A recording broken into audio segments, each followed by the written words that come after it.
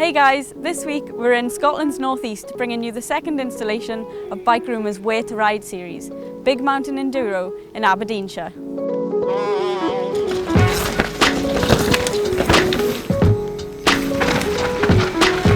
Courtesy of Nukeproof, we're riding the all-new Reactor on Aberdeenshire's infamous rock granite descents and wild loam enduro trails.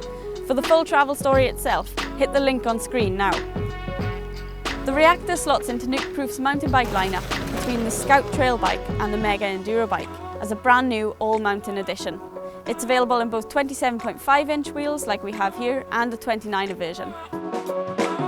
The 27.5-inch bike sits on 140mm of rear wheel travel, serviced by a swing link driven 4-bar horsed link layout, and it normally comes with a 150mm fork up front. However, Nukeproof have sent us the top-end build of the Reactor, the 27.5 Carbon RS. This is the no-expense spade model, designed as the Nukeproof race team would spec it. It's slightly overforked with 160mm of business-like travel up front with the Lyric Ultimate, and is rolling on a burly downhill spec Mavic D-Max wheelset.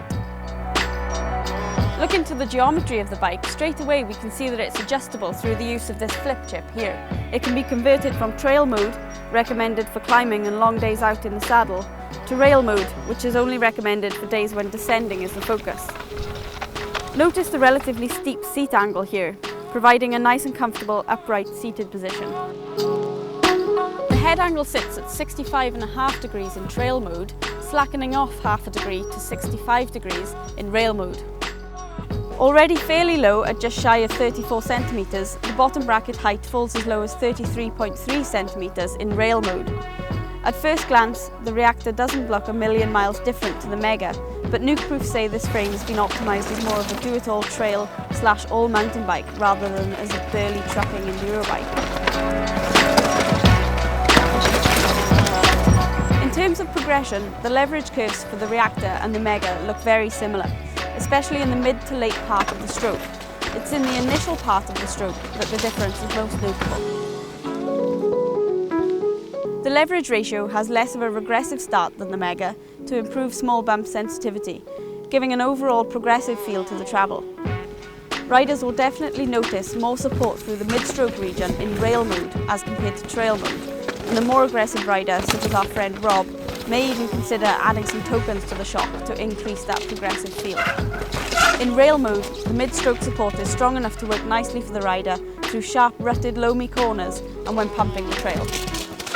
With regard to climbing, the Reactor feels efficient to pedal, and pedal bob is minimal even with the shock fully open. The anti-squat characteristics of the frame have been optimised for the smaller gears at 92% in the dinner plate ring. The bike doesn't feel sluggish on the climbs and offers very nice rear-wheel traction over the technical, steeper terrain. At 5'4", I'm borderline between the small and the medium frame sizes. I opted for a medium which has a reach measurement just short of 450mm, and I found it to be a really nice, comfortable fit. Overall, we felt the bike performed really well on Aberdeenshire's terrain.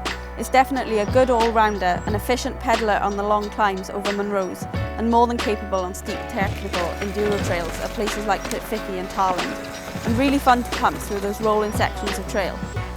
The Reactor is also not too heavy for those hiker bike efforts. The 29er Reactor might have performed a little better than the 27.5 on those big Rocky Mountain descents, providing a bit more of a stable platform to go very fast in a straight line. But the 27.5 definitely handles itself with a lot of dignity, giving the rider confidence on a wide variety of terrain. For the full tech lowdown on the 27.5 and 29er Reactor, head over to bikerumour.com.